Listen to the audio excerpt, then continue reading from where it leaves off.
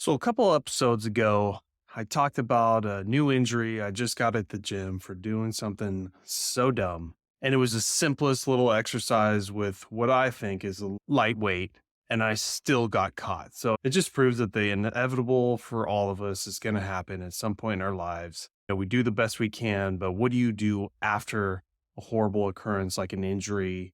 How do you get back in the gym? And in my situation, I just got my MRI back, and besides massive swelling everywhere and some tendonitis, arthritis, which I probably already had, and also blew up a little more because of this injury, but I ended up with an actual slap tear, which you can Google that yourself to see where that is. It's hard to explain, but your shoulder socket has a labrum, which is the connective tissue that holds your humerus, the top part of your arm bone, into the shoulder socket. It's a very horrible design, and part of your bicep tendon actually comes up over the arm and sinks right into the top part of that socket.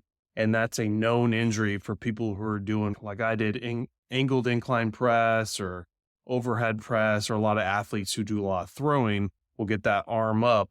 And when they injure that connective tissue, it seems to nick that bicep tendon as well. So they call all that a slap tear. And level 1 through 4, mine happens to be a 1. But I just got done with talking to my physical therapist. How are we going to proceed from here? So if you're interested and you also have a slap tear, stay tuned. How's it going? This is Brad Williams with Over 40 Fitness Hacks, the podcast where I help you, being over 40, to fight the aging process without giving up your social life. I've been a personal trainer and gym owner for over 14 years, and I specialize in helping the over 40 crowd get to their goal.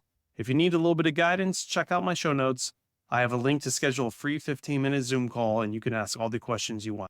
But enough of that. Let's get on with the episode. So hopefully you already Googled what a slap tear was, or you already know, but I have a level 1 slap tear. For the last 2 weeks, I've immediately redesigned my program. If you listened to the last episode, but basically it's Monday, Wednesday, Friday, 3 days a week only, when I was doing Monday, Tuesday, Thursday, Friday. So now it's leg, leg, leg with a break in between all those days, because that's all I can do. So I really focus on quads one day, hamstrings one day, and then picking like a leg press and just go heavy one day. But now that I know what I have, a slap tear, I have a whole ton of new exercises that I can now go back to my 4-day split at the gym and start incorporating some of these physical therapy exercises, because I have about 15 to 20 exercises. And a lot of them are stemming from just arm weight. And the most I'm going to get is 5 pounds. And that's at the end of 3 months. So for the next 3 months, I'm going to literally watch my upper body waste away until this is all healed. And mind you, if you're already going to be going through this, strengthen the other shoulder, the other rotator cuff, the good side as well. Why not? And just let it atrophy together. Then real easy. I've done this a million times. It's only going to take a couple months to get right back to all the same weights I was doing. Strength comes back fast once you've earned it. So that's my plan. And I also wanted to talk about the Whoop device that I've been wearing. Definitely showing that I'm moving less. Even my leg workouts aren't that intense, because the whole time I'm worried about is this motion going to yank on my arm. And I just think the injuries just got it in my mind that I just can't push it. So now all my leg workouts, which I had finally gotten back up to about 300, 350 calories burning in the gym, I'm back to 100, 150, and it's still hot. So I can't use that excuse. And it's basically, I'm just not pushing myself. So what I've been noticing on this Whoop device is that the amount of calories you burn by around 4 or 5 o'clock, you can easily kind of guesstimate what you're going to be doing for the rest of the day.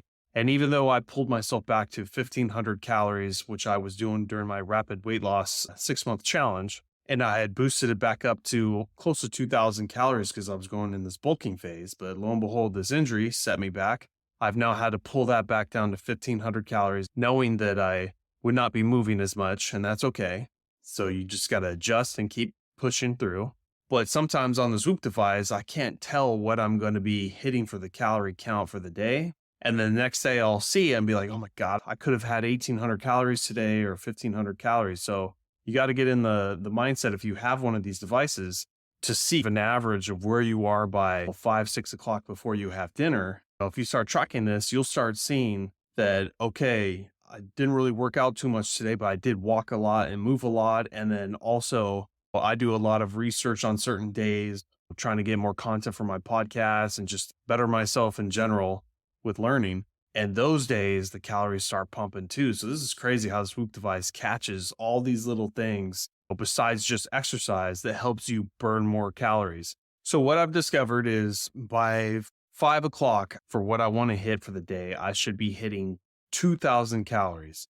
And then usually I'll eat dinner around 6 o'clock. So my thing is by 5 o'clock, if I'm not even at like 1950 or at least broken the 1900 barrier, then that means I'm going downstairs and I'm going to be using my rebounder. You can do anything else you want. You can go on a walk, go walk to the grocery store to get a different dinner, give you a reason to get out of the house. A good 2 mile walk at a decent pace, hopefully will burn you an extra 150 calories, especially if you're wearing a weight vest. So not only do you get that calorie burn, I hit my 2,000 calories by 6 o'clock, have my dinner, but there's that afterburn effect that I think a lot of you know about, which is why exercise is so great. Besides the calories you burn, you're in this extra afterburn effect for the next few hours. And the proof's in the pudding, because besides just getting that extra 150 calorie burn, but I need a total of like 300, 400 more, I'll see by the time I go to bed on days that I do that versus not, that I'll get that extra 300 calories. So I'll end up with 2,500, 2,600 calorie burn for the day. That's what I want.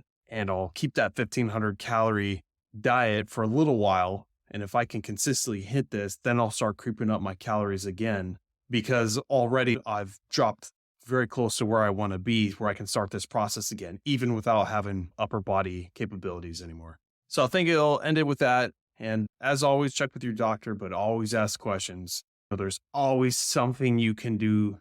They don't know everything. That's why there's a expert in every field. Talk to a physical therapist, talk to a chiropractor, sometimes talk to a medical doctor, sometimes talk to a trainer, do your own research and make your own decision. But sitting down doing nothing, being over 40, is just not acceptable. Not if you want to break that 100 barrier, be fit, healthy, look good. I'm telling you, movement is the only way we're going to get there. Anyways, thanks for listening. And as always, check out my show notes. I put in a link for a free 15-minute consultation I do with every member of my audience. And then I always have a Facebook group that I'm slowly building up. So check me out, Over 40 Fitness Hacks, and I'll catch you on the next one.